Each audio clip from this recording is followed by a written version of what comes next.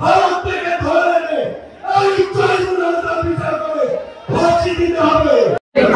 যতদিন সরকারে থেকেছেন সিরাজুলের বিরুদ্ধে মাস আসলেই তারা বলেছেন বিশ্ব মানবতার মুক্তি মোহাম্মদ রাসূলুল্লাহ সাল্লাল্লাহু আলাইহি ওয়াসাল্লাম আদর্শের চেষ্টা হচ্ছে।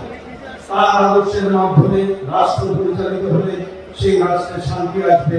এটি যখন যিনি সরকার থাকেন তারা বলেছেন।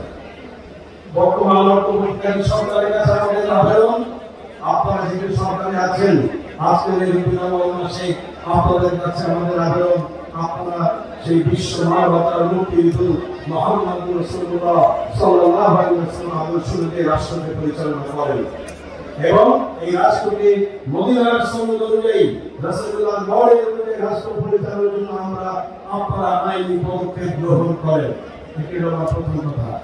দ্বিতীয় কথা, আজকে এই সিরাত পাড়াতে আমরা সাইনিক থাকার কথা ছিল, খুনি হাসিনা তাকে পরিকল্পিতভাবে হত্যা করেছে। আমরা খুনি হাসিনার বিচার চাই। আপনারা চান না?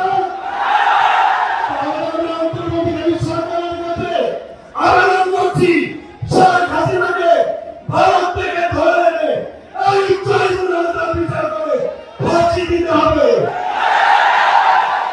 দ্বিতীয় কথা, শেখ হাসিনা বলেছিল, শেখ হাসিনা চেয়েছিল বাংলাদেশকে ইসলাম নির্মূল করতে, যার কারণে 2024 সালের 5 আগস্ট বাংলাদেশ জামাত ইসলামী এবং ইসলামী ছাত্র শিবিরকে তারা নিষিদ্ধ করেছিল।